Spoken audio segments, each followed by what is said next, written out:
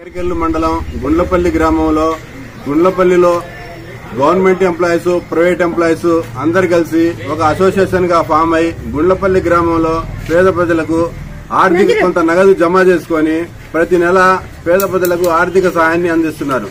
దాంట్లో భాగంగా ఈ రోజు గుండ్లపల్లి గ్రామంలో ఒక పేద కుటుంబానికి ఆర్థిక సహాయంగా బియ్యము, కిరాణా సరుకులు, కొంత నగదు అందించడం అయింది. ఈ కార్యక్రమానికి హాజరైన గ్రూప్ సభ్యులందరికీ హృదయపూర్వక అభినందనలు తెలియజేస్తున్నాను.